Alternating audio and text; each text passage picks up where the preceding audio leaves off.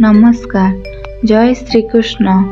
भगवान श्रीकृष्ण गीतारे कहिछन्ति कर्म करि जाओ, फलर आशा न रखी।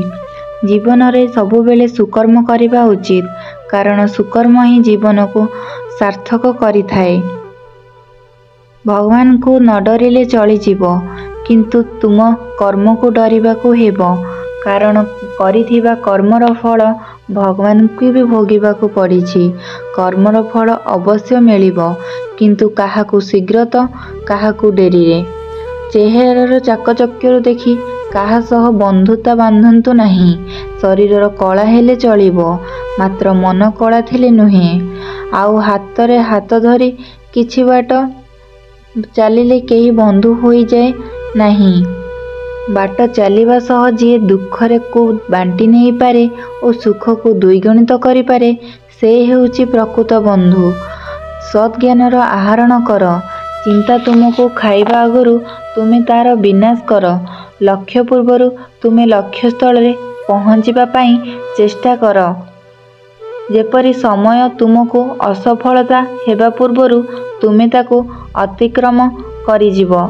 गीतारे भगवान श्रीकृष्ण स्वयं कहिछन्ति जे जेउ व्यक्ति सत् मार्ग सत् कर्म रे चली थाए, तार जीवन रे अनेक बाधा विघ्न आसी थाए सत, किंतु तार जीवनर डंगा केबे बुड़ी न थाए। जेतेबेले प्रभुंको कृपारु हुए, सेतेबेले असहज काम मध्य सहज होई जाई थाए। वर्ष वर्षर शत्रुता गोटिए मुहूर्त रे मध्य बंधुत्व रे बदली जाई थाए। मने रख, जेते कष्ट अंक हेउ पछे, जदि सूत्र आपण जानिछन्ति अंक सरल लागिबो। सेहीपरि जीवन रे जेते असुविधा हेउ पछे, जदि आपणक पाखरे धैर्य शक्ति अछि, तेबे समाधानर बाट सरल लागिबो। भगवान काहारी को दंड दियंती नाही, आमर कर्म ही आमको दंड देई थाए। तेणु भाबी चिंती कर्म करंतु, काहींकि ना आम कर्म ही आमको परिचय दिए। शरीर रे सुंदरता न थाए, सुंदरता थाए व्यक्तिर कर्म उपरे। तार विचार, तार व्यवहार, तार वाणी, तार संस्कार एवं तार चरित्र। जीवन रे एसबु अछि तो सेई मनीष को दुनिया रे सबुठु सुंदर मनीष। माटी थिले घास कअले, शरीर थिले रोग हुए, परिवार थिले मतांतर हुए। हेले एहाकु मतांतर न भाबी उत्तम बुझावणा करी आनंद रे मिलिमिशि चलिले एहाकु संसार कुआ जाए। आमे टिके टिके दुखरे भांगी पड़ू, किंतु एहा भूली जाऊ जे स्वयं भगवान मध्य वनवासर दुख सहिबाकु पड़िथिला, कारण ए दुनिया रे जन्म नेले दुख एवं सुख उभय रे भोगिबाकु पड़िथाए।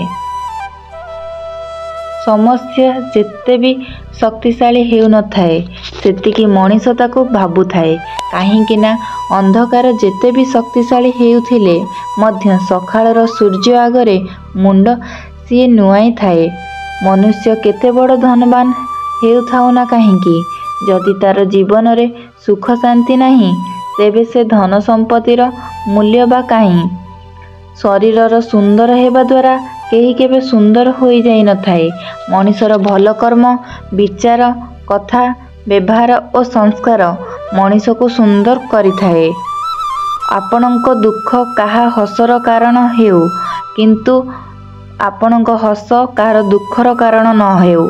सबुबेले निजे निजको जेकोसी कार्य रे व्यस्त रखंतु, काहींकि ना व्यस्तता ही मनीष को दुखी हेबाकू देई न थाए।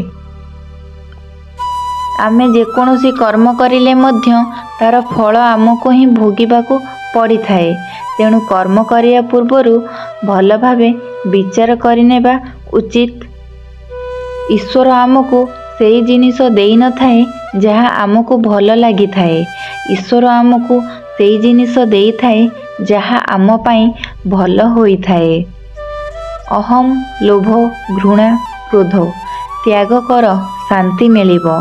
भल पाइबा बांटिले समस्तंकर हृदय जीतिजीव। सबु मनुष्य मध्य एही कथा जानी थांती, किंतु केते जण एही कथा को अनुसरण करंती।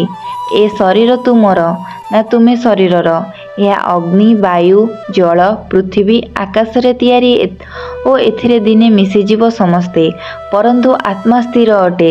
ପୁଣି ତୁମର ଏହି ମିଥ୍ୟା ଗର୍ବ କ'ଣ ପାଇଁ? ଜୀବନରେ ଆଶା ହିଁ ଦୁଃଖର କାରଣ। ନିଜେ କର୍ତ୍ତବ୍ୟ କରିଚାଲ। କିଏ ସୁଖ ଦେବ ନା କିଏ ଦୁଃଖ ଦେବ ସେ ଚିନ୍ତା କର ନାହିଁ। ତେଣୁ ତୁମେ ଯେତେ ଭଲ ହୁଅ ନା କାହିଁକି, କିଛି ଲୋକ ତଥାପି ତୁମକୁ ପସନ୍ଦ କରିବେ ନାହିଁ। ଏଥିରେ ତୁମର କିଛି ଦୋଷ ନାହିଁ। ସେମାନେ ଭଲ ପାଇବା କ'ଣ ଜାଣିନଥାନ୍ତି। Thank you for watching.